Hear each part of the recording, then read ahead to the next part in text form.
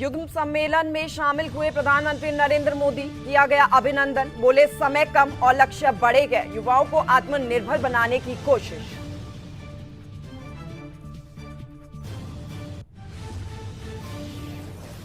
जयपुर दौरे पर केंद्रीय मंत्री मनोहर लाल, राजस्थान के मुख्यमंत्री भजनलाल शर्मा से की मुलाकात। ऊर्जा विभाग और नगरीय विकास विभाग के साथ की राज्य स्तरीय समीक्षा बैठक, काम में तेजी लाने का दिया निर्देश।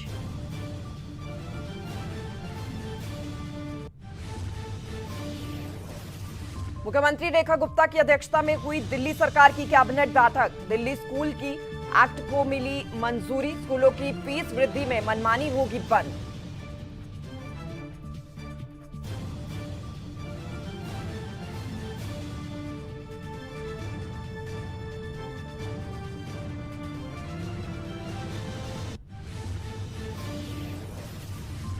कैथल में मेडिकल स्टोर पर स्वास्थ्य विभाग की बड़ी कार्रवाई, एक केमिस्ट की दुकान से भारी मात्रा में बरामद की प्रतिबंधित दवाइयां, आरोपी से पूछताछ में जुटी टीम।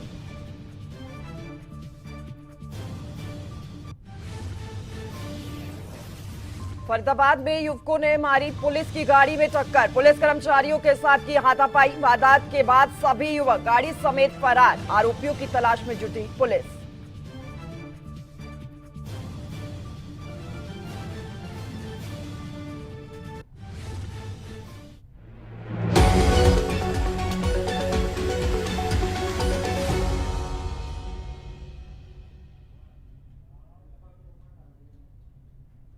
नमस्कार, सूर्य विशेष आप देख रहे हैं, आपके साथ मैं श्वेता राजपूत। एक तरफ जहां सेना लगातार सीमा पर सर्च ऑपरेशन कर रही है, देश के अलग अलग हिस्सों से पाकिस्तानियों को बाहर निकाला जा रहा है। प्रधानमंत्री नरेंद्र मोदी लगातार रक्षा मंत्री और तीनों सेनाओं के प्रमुखों के साथ ही सीडीएस और एनएसए के साथ बैठक कर रहे हैं, तो दूसरी तरफ देश में सियासत हाई है। कांग्रेस और बीजेपी के बीच सोशल मीडिया पर एक तीखा पोस्टर वॉर छिड़ चुका है। कांग्रेस ने सोशल मीडिया प्लेटफॉर्म एक्स पर बिना सिर वाली एक तस्वीर जारी की है, जिस पर जिम्मेदारी के समय गायब लिखा हुआ है, जिसके जवाब में बीजेपी ने भी पोस्टर जारी करके कांग्रेस पर पाकिस्तान का समर्थन करने का आरोप लगा दिया है। वहीं कांग्रेस अध्यक्ष मल्लिकार्जुन खड़गे और लोकसभा में नेता प्रतिपक्ष राहुल गांधी ने प्रधानमंत्री नरेंद्र मोदी को एक पत्र लिखा है, जिसमें संसद के विशेष सत्र की मांग की गई है।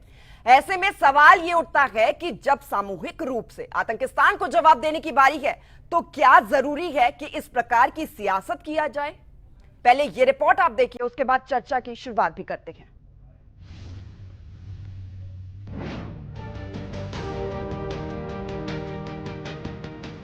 जम्मू कश्मीर के पहलगाम में 22 अप्रैल को हुए आतंकी हमले को लेकर सियासत चरम पर है।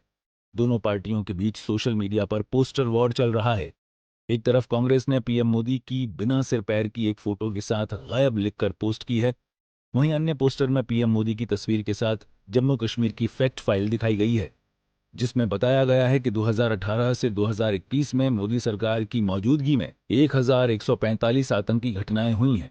वहीं जवाब में बीजेपी ने कांग्रेस के कुछ नेताओं को पाकिस्तान का एजेंट दिखाया है।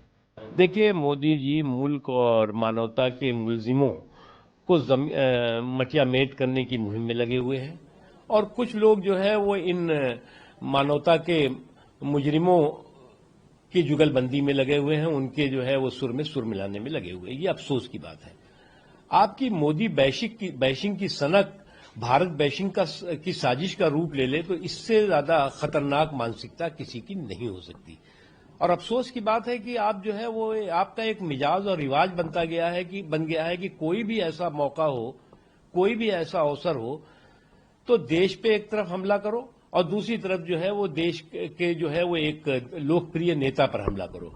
और मोदी जी तो आपके लिए जो है वो आपके असहिष्णुता और अस्पृश्यता के सबसे पहले बड़े शिकार रहे हैं। उसके बावजूद भी वो बिना रुके हुए, बिना थके हुए जो जालिम है उनके जुल्म और जुर्म को जमींदोज करने के जुनून और जज्बे के साथ आगे बढ़ रहे हैं। और इस तरह की जो बेवकूफियां हैं, इस तरह का जो पागलपन है, उससे उनका जुनून और जज्बा न कमजोर हो सकता है न रुक सकता है। अपनी जिम्मेदारियों का एहसास करने की जगह दूसरों को जिम्मेदारियों का पता करने में व्यस्त रहती है पार्टी। इसी के कारण पिछले 11 साल में ऐसा नैतिक पतन होते चला गया कि ट्रिपल डिजिट में नहीं आ पा रहे हैं। अपना सबसे सर्वश्रेष्ठ खराब प्रदर्शन करते हैं, तब भी अपनी जिम्मेदारियों को नहीं समझ पाते हैं। दूसरों की जिम्मेदारियों को इंगित करने के पहले अपना चेहरा जरा शीशे में देखें कि वो कौन है, कहां से आया और कांग्रेस को रसातल में ले गया। वो गाना था ना, वो कौन है, कहां से आया, ठंडी हवा का झोंका, ऐसा झोंका आया कि कांग्रेस को झोंके में ले गया। तो बेहतर है अपनी जिम्मेदारियों का एहसास करें पहले। वहीं कांग्रेस अध्यक्ष मल्लिकार्जुन खड़गे और लोकसभा में नेता प्रतिपक्ष राहुल गांधी ने प्रधानमंत्री नरेंद्र मोदी को पत्र लिखकर पहलगाम हमले पर संसद का विशेष सत्र बुलाने की अपील की है। कांग्रेस नेता ने विशेष सत्र बुलाने की मांग करते हुए कहा कि इस महत्वपूर्ण समय में भारत को ये दिखाना होगा कि हम आतंकवाद के खिलाफ हमेशा एकजुट हैं। कई विपक्ष पार्टियों से बातचीत की और उस बातचीत के बाद ही नेता प्रतिपक्ष लोकसभा राहुल गांधी जी और कांग्रेस अध्यक्ष और नेता प्रतिपक्ष राज्यसभा मल्लिकार्जुन खड़गे जी ने प्रधानमंत्री को ये खत लिखा है। कल रात को वो खत लिखा था कि संसद का, दोनों लोकसभा और राज्यसभा का विशेष सत्र बुलाया जाए। जो क्रूर आतंकी हमले हुए हैं पहलगाम को लेकर, जो स्थितियां पैदा हुई हैं, उस पर चर्चा हो कि विशेष सत्र बुलाया जाए। और मेरा ख्याल है सारा विपक्ष ये चाहता है कि विशेष सत्र हो और उसमें तमाम चीज़ों को, देश को जानकारी देनी चाहिए कि इस घटना के पीछे कौन सी साजिश है। देखिए, अराजकता की जमीन को आतंकवाद की जागीर बनाने वाले पाकिस्तान के जो शासक हैं वो खुद अपनी शामत के जिम्मेदार हैं। और जो लोग जो है वो ऐसे लोगों की जो है वो, जो लोग की कहते हैं कि हमारे जुल्म और जुर्म का जो है वो आप सबूत दो, और यहां से कुछ लोग जो है वो सवाल, इस सबूत और सवाल की जो जुगलबंदी की जो जगलर जमात है उसको समझना चाहिए कि आतंक की खेती से जो है वो अमन की फसल नहीं उगती। और जहां तक सवाल है संयुक्त सत्र का या विशेष सत्र का, मुझे नहीं याद आता, इस पर तो सरकार को निर्णय करना है कि संयुक्त सत्र बुलाना है नहीं बुलाना है, संसद को निर्णय करना है। लेकिन मुझे कोई ऐसा अवसर याद नहीं आता कि जब जो है वो देश में युद्ध जैसे हालात हों और हमारा दुश्मन जो है जिसने युद्ध जैसे माहौल को खड़ा करने की कोशिश की हो, इस दौरान जो है वो संसद में कोई संयुक्त सत्र हुआ हो या विशेष सत्र हुआ हो। मीटिंग हो चुकी है जिसमें सरकार के द्वारा, रक्षा मंत्रालय के द्वारा उठाए गए हर कदम का स्वागत सभी विपक्षी दलों ने किया है। संसद का विशेष सत्र अगर इसी आशय के साथ बुलाया जाता है तो कोई बुरी बात नहीं। कांग्रेस पार्टी के कुछ नेताओं के बयान हमारा सैनिकों का मनोबल बढ़ाने के बजाय पाकिस्तान के सैनिकों का मनोबल बढ़ा रहे। बहरहाल एक तरफ कांग्रेस संसद का विशेष सत्र बुलाने की मांग कर रही है तो दूसरी तरफ कांग्रेस के ही कुछ नेता अपने बयानों से पार्टी की मुश्किलें बढ़ाने का काम कर रहे हैं, जिसका बीजेपी भी मुंह तोड़ जवाब दे रही है। हालांकि पहलगाम आतंकी हमले पर सियासत को सही नहीं ठहराया जा सकता है। सूर्या समाचार के लिए ब्यूरो रिपोर्ट।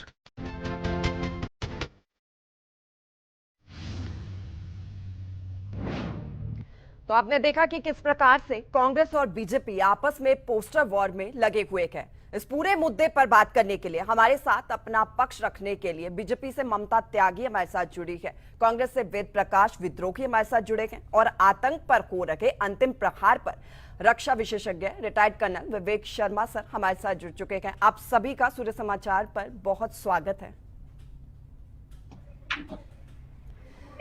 वेद प्रकाश जी, आज सबसे पहला मौका मैं आपको ही दूंगी, आपसे ही पहला सवाल, क्योंकि जब हमला हुआ था विपक्ष की ओर से एक प्रतिक्रिया आई थी। राहुल गांधी ने खुद कहा था हम सरकार के साथ खड़े हैं, पड़ोसी को आपसी एकता और अखंडता दिखाने की जरूरत है।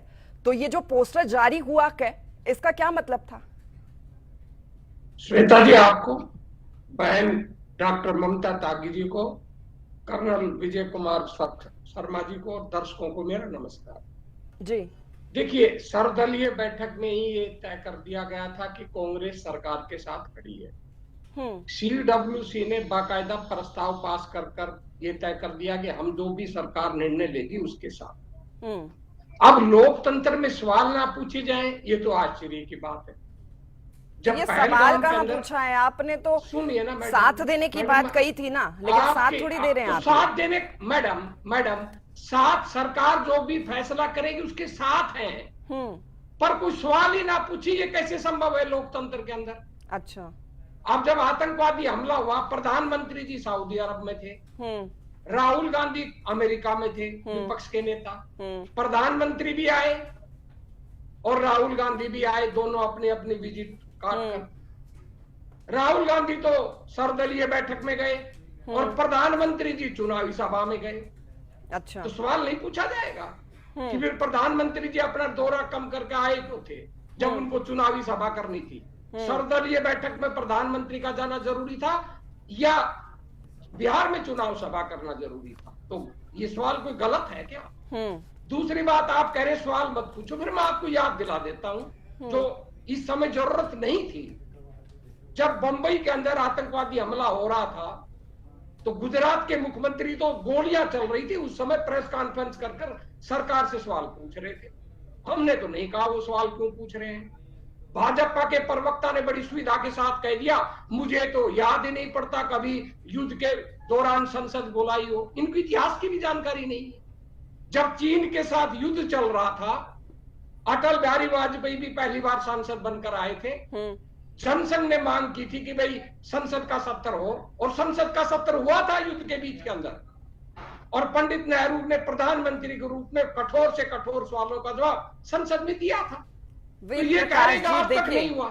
देखिए, आपने जो सवाल किया था उसके जवाब आप खुद ही देते जा रहे हैं साथ के साथ। प्रधानमंत्री अपने दौरे को रद्द करके आए गए। मैडम, असत्य क्यों बोल रहे हैं? मैं तो आपसे ये सवाल पूछ रहा हूं। असत्य कि कभी हुआ ही नहीं, हुआ है। दूसरी बात, अब सब जानते हैं कि आतंकवादियों ने जानबूझकर धर्म के पूछकर गोलियां मारी हैं। क्यों मारी हैं? कि वो भारत को धर्म के आधार पर बांटना चाहते हैं, और जम्मू कश्मीर के मुसलमानों ने उस समय। ठीक है, आपकी बात का जवाब देंगे। ममता त्यागी हमारे साथ जुड़ी हुई है बीजेपी। आऊंगी मैं आपके पास। आप मैडम इसी से संदर्भ में लास्ट लाइन सुन लीजिए। ठीक है, जल्दी से अपनी बात को पूरा कीजिए। बिल्कुल, एक सेकंड में। पाकिस्तान क्या चाहता है कि भारत धर्म के आधार पर बंटवारा हो? क्या भाजपा के नेता धर्म के आधार पर बंटवारा करने के बयान नहीं दे रहे हैं? क्या वो पाकिस्तान के एजेंडे पर नहीं चल रहे हैं? इस पर भी विचार करने की जरूरत है। ठीक है, ममता त्यागी जी।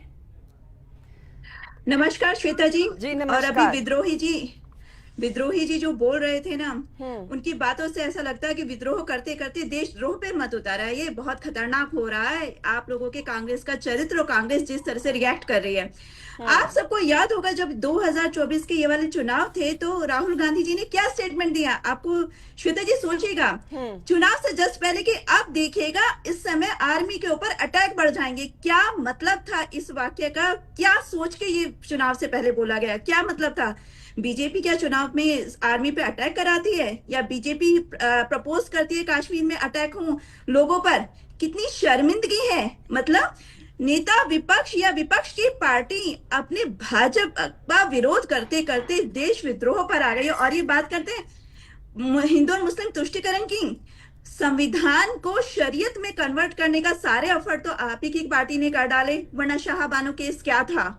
आपने खुद ये एक एक स्टेप पे तय किया कि किस तरह से हिंदुओं की आवाज को दबाया जाए, हिंदू अपने ही देश में दोयम दर्जे का नागरिक बन पाए।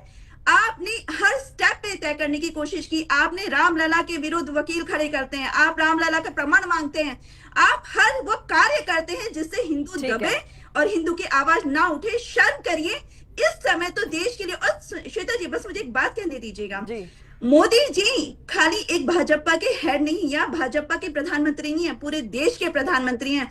जब कोई व्यक्ति किसी संवैधानिक पद पर बैठा हो तो उससे में उसका एक ऐसा पोस्टर जारी करना कि भारत देश के प्रधानमंत्री के बिना सिर वाला पोस्टर जारी कर देते हैं। शर्म नहीं आती आपको? कितनी गंदी राजनीति करेंगे। शर्म करिए, देश के प्रधानमंत्री हैं वो, खाली भाजपा के प्रधानमंत्री नहीं है, कांग्रेस के भी प्रधानमंत्री है। कांग्रेस भी भारत देश की पार्टी है, एक बात सोचिएगा जरूर। विवेक शर्मा जी भी हमारे साथ है। सर, जिस तरीके से भारत सरकार की ओर से एक्शन लिए जा रहे हैं, तमाम बड़े फैसले लिए जा रहे हैं, लगातार सर्च ऑपरेशन भी है, बैठकों का दौर भी जारी है, किस तरीके से आप देखते हैं? देखो, ये सबसे पहले तो मैं ये कहना चाहता हूं कि ये वक्त पॉलिटिकल इश्यूज को रेज करना या आपस में लड़ाई करना या एक दूसरे के ऊपर बयान देना वो एक आम सिटीजन और जो नागरिक है उन पर गलत इफेक्ट जाता है कि एक तरफ तो हमारे टूरिस्ट हमारे हिंदुस्तान पर हमारे भारत पर अटैक हुआ है और एक तरफ हम एक दूसरे पर लांछन लगा रहे हैं। अभी मुद्दा ये है कि हमने ये जो हमारे ऊपर अटैक हुआ है इसको खत्म कैसे करना है, इसके ऊपर कोई राय करना है। इसके ऊपर जो सीसीएस है वो मीटिंग कर रही है। जो अभी आज गवर्नमेंट में जो प्राइम मिनिस्टर की चेयर होती है उसमें कोई भी बैठा हो, कोई भी पार्टी का बैठा हो, दैट इज इररिस्पेक्टिव, लेकिन वो जो डिसीजन जो उस वक्त का सर्कमस्टांसेस आती हैं वो उस वक्त डिसीजन लेने के काबिल होता है, इसलिए वो वहां पर सबको इकट्ठा करके लेके जाना चाहता है कि कहीं कहीं गलती ना हो, कोई त्रुटि ना आए, कोई डिसीजन में सबकी राय ली जाए। लेकिन इसका मतलब ये नहीं कि राय के बहाने पर आप एक नेशनल सिक्योरिटी इश्यूज को मुद्दा बना दो, बिल्कुल, कि और उसमें उसके इशू पर अपने एक दूसरे के ऊपर खिंचातानी करो। अभी ये है कि नेशनल सिक्योरिटी अभी जो हमारे ऊपर अटैक हुआ है, मैं इसको इसका टेररिस्ट अटैक नहीं कहूंगा, मैं इसको पाकिस्तान आर्मी का अटैक कहूंगा जो हिंदुस्तान के ऊपर हुआ है। उसके लिए सीसीएस की मीटिंग्स हो रही हैं। हमारे chief of army staff JNK का दौरा करके आए हैं, उन्होंने इंटरनल सिक्योरिटी देखी होगी। BSF CRPF के जो हेड्स हैं वो अपनी तरफ से लगे हुए हैं, सारे JNK पुलिस सब जो सिक्योरिटी के साथ इश्यूड है, जो डिफेंस के साथ रिलेटेड है उसके साथ लगे हुए हैं। अभी हमने देखना है कि अभी हम देखा होगा कि आपने 90 से ये चल रही है, टेररिस्ट अटैक चल रहे हैं। देश का कोई हिस्सा नहीं था जहां पर टेररिस्ट अटैक ना हुआ हो। आप दिल्ली में कम से कम 4-5 हुए होंगे, पुणे में हुए होंगे, कोई हमारा जगह नहीं थी जहां पर टेररिस्ट अटैक ना हुआ हो। उसका कैसे हुए, हमारे अंदर कैसे पहुंचे? कोई ना कोई तो स्लीपर सेल हर एक स्टेट में काम कर रहे हैं। बिल्कुल, ये बिल्कुल ठीक कह रहे हैं आप, बहुत सही बात आपने कही है। वेद प्रकाश जी, देखिए आपके ही एक जी मैं आऊंगी आपके पास अमित जी।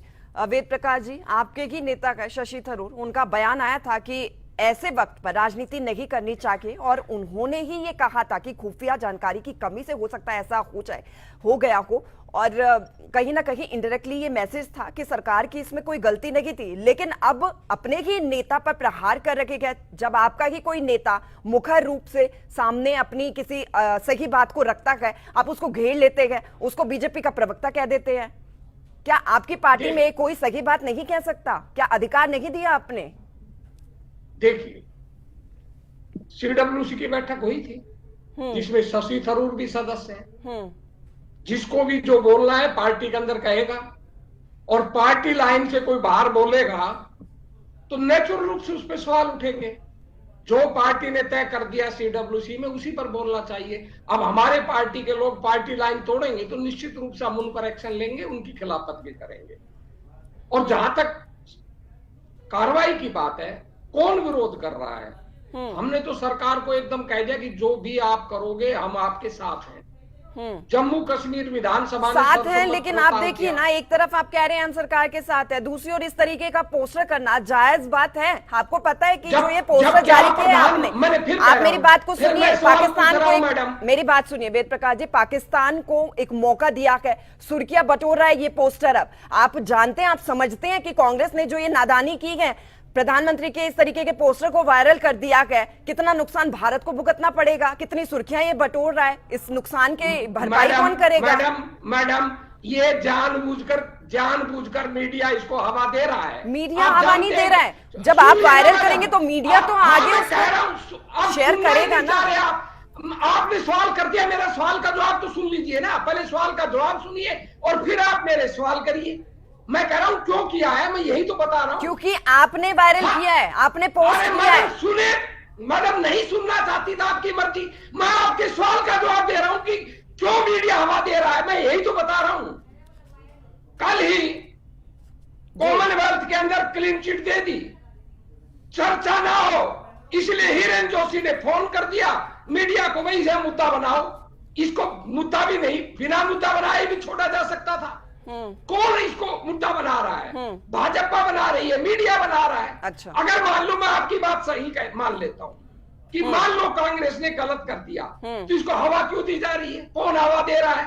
ताकि ईडी ने जो क्लीन चिट दी है CWC मामले में, उसकी चर्चा ना हो। ठीक है, ममता त्यागी जी, वेद प्रकाश जी कह रहे हैं कि वो समर्थन दे रहे हैं, उसके बाद क्यों बीजेपी इतना उबाल खा रही है? मैडम तीखे सवाल तो पूछे जाएंगे। ठीक है, जवाब ले लेते हैं ममता त्यागी जी से, सवाल ले लेते हैं। ममता जी, वो आपको समर्थन देने के लिए तैयार है, कह रहे हैं वेद प्रकाश जी कि हम तो समर्थन दे रहे हैं, उसके बाद क्यों बीजेपी इतना उबाल खा रही है? वहाँ प्रेस कॉन्फ्रेंस की थी या नहीं की थी? तब तो किसी ने नहीं कहा कि राजनीति हो रही है। विद्रोही जी जरा शांत हो जाइए, अब जवाब सुन लीजिए। किसी दो देशों के बीच में वॉर लाइक कंडीशन और इनडायरेक्ट एक वॉर सामने दिख रही है, और उस समय मैडम 26/11 को नहीं था वो टाइम, आपकी बातें 26/11 को तो आप गोलियां चल रही थी मैडम। यही तो आपकी पार्टी का चरित्र है जो आप दिखा रहे हैं। कहिए ना कि मोदी जी ने गलती की थी, मानिए इस बात को। मोदी जी ने प्रेस कॉन्फ्रेंस की थी या नहीं की थी? जवाब सुन लीजिए। गोलियां चल रही थी मैडम, गोलियां आतंकवादियों और भारत के सुरक्षा बलों के बीच के अंदर, सभ्य समाज के अंदर गोली चल रही थी। ऐसे नहीं कर सकती। होटल के जब ये बात ही मोदी जी सुनना प्रेस चाहते मैं कॉन्फ्रेंस जवाब कर रहे थे किसको गोलियों के दूं? और बीच इसमें में पूरा देश और समाज देख रहा भाजपा कह है रहे कि तो क्या ठीक, रिएक्शन है। और कांग्रेस ने ये पूछ लिया कि मोदी जी सर्वदलीय बैठक से गायब क्यों थे? श्वेता जी ने शांत कर दीजिए। विद्रोही जी अब आप बोलेंगे नहीं, चुपचाप सुनेंगे। आपने जो भी लगातार बोला मैंने कुछ उसका बीच में इंटरप्ट नहीं किया है। जब दो देशों के बीच में वॉर लाइक कंडीशन और ऐसा उस देश के प्रधानमंत्री का ऐसा पोस्टर जारी किया जाए तो क्या कांग्रेस को सामने आकर माफी नहीं मांगनी चाहिए, हाँ या ना? आप बताइए श्वेता जी, क्या कहना चाहिए कि देखिए इनके अपने ही देश के लोग अपने ही प्रधानमंत्री का ट्विटर पर ऐसा पोस्टर जारी कर रहे हैं तो शर्म से डूब मरना चाहिए चुल्लू भर पानी में। बुरा मत मानिएगा पर ये सच्चाई है। ये वो लोग हैं जो मुंबई अटैक के बाद में उसे भगवा आतंकवाद का नाम देने के लिए, कलर देने के लिए हर वो कोशिश करते हैं, जबकि अंतरराष्ट्रीय पटल पर ये जाहिर हो चुका था कि ये पाकिस्तान सपोर्टेड आतंकवादियों ने कार्य किया। इनकी दिक्कत बात क्या होती है ना, मतलब मैं शब्द नहीं कह सकती, ये वो लोग हैं जो चाहते ही नहीं कि हिंदू भारत में जिए, और हिंदू मुस्लिम की तुष्टिकरण, मुस्लिम तुष्टिकरण की राजनीति इन्होंने खुद शुरू करी हर स्टेप पे, और इनके हिसाब से तो हिंदुओं को भारत में जीने का अधिकार ही नहीं है। ठीक है अमित जी, आपसे मेरा अगला सवाल। देखिए, एक तरफ आंतरिक रूप से भारत पाकिस्तानी और बांग्लादेशियों को बाहर निकाल रहा है, तो दूसरी ओर आतंक की कमर तोड़ने के लिए सेना लगातार सर्च ऑपरेशन भी कर रही है। इधर तीसरी तरफ प्रधानमंत्री तीनों सेनाओं के प्रमुख के साथ बैठक भी कर रही है। उसको आप किस तरीके से देखते हैं? इसके क्या मायने हैं और कितना खतरा है इन पाकिस्तानियों और बांग्लादेशियों से भारत को?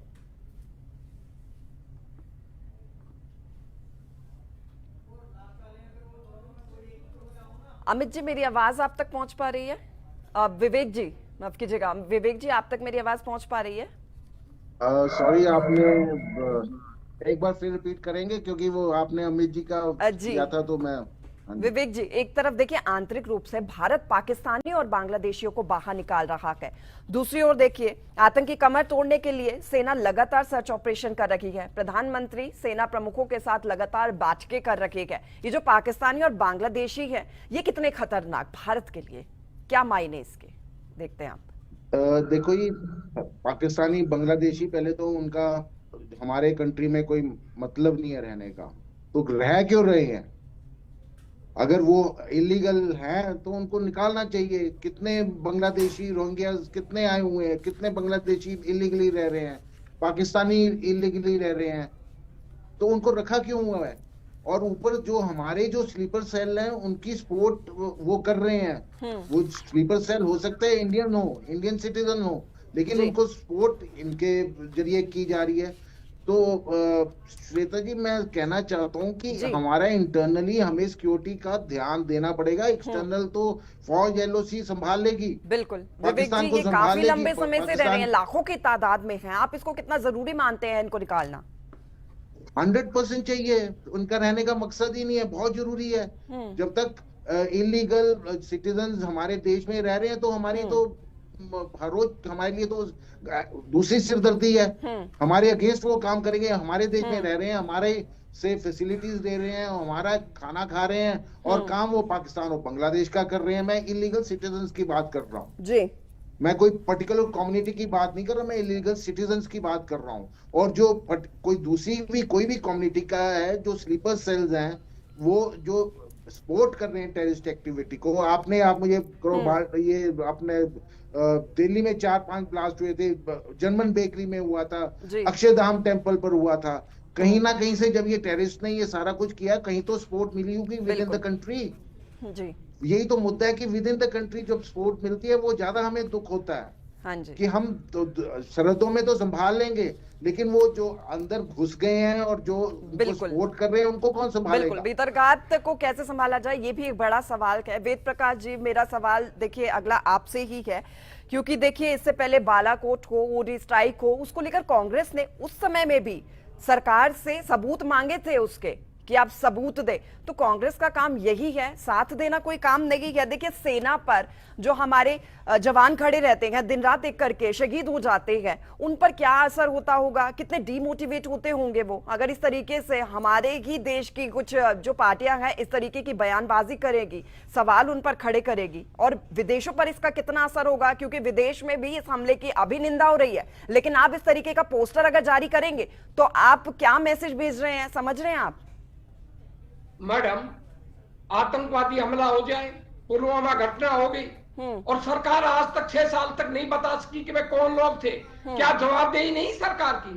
मैं आपसे कह रहा था कि जम्मू कश्मीर विधानसभा ने सर्वसम्मति से प्रस्ताव पास कर निंदा भी की और मुख्यमंत्री ने माफी मांगी, जबकि सब जानते हैं कि यूनियन टेरिटरी में पुलिस सुरक्षा बल उपराज्यपाल के माध्यम से सीधा अमित शाह के अधीन है जी। फटाफट से अपनी बात को मुख्यमंत्री का कोई रोल नहीं, फिर भी माफी मांगी और यहाँ कोई जवाबदेही नहीं ले रहा। लोकतंत्र, भारत में लोकतंत्र है, सैनिक तानाशाही नहीं है, ना मिलिट्री है। बिल्कुल, लोकतंत्र के अंदर जो भी फौज कर रही है, कोई फौज की आलोचना नहीं कर रहा। बिल्कुल, सरकार जो कदम उठाई उसकी कोई आलोचना नहीं कर रहा। मेरे पास समय की कमी है, ममता त्यागी जी से भी अब एक सवाल ले लेती हूँ मैं।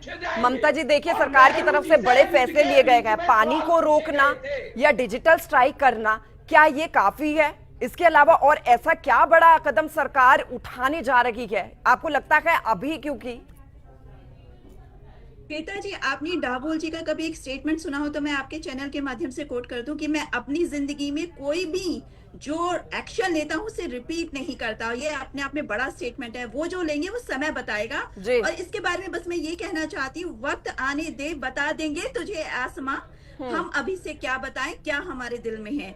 वो जब आपके सामने रिजल्ट आएंगे तब आपके सामने बिल्कुल क्लियर हो जाएगा। बस वेद प्रकाश जी के और इनकी पार्टी का एक चरित्र आपके सामने रखना। बहुत अच्छी शायरी आपने सुनाई, बहुत शुक्रिया आप सभी का। देखिए आपने कम शब्दों में अपनी बात को, बड़ी बात को कह दिया। आप सभी मेहमानों का बहुत शुक्रिया हमारे साथ जुड़ने के लिए। सूर्य विशेष में फिर होगी मुलाकात एक नए मुद्दे के साथ, उस पर चर्चा भी करेंगे। फिलहाल मुझे इजाजत दीजिए, नमस्कार।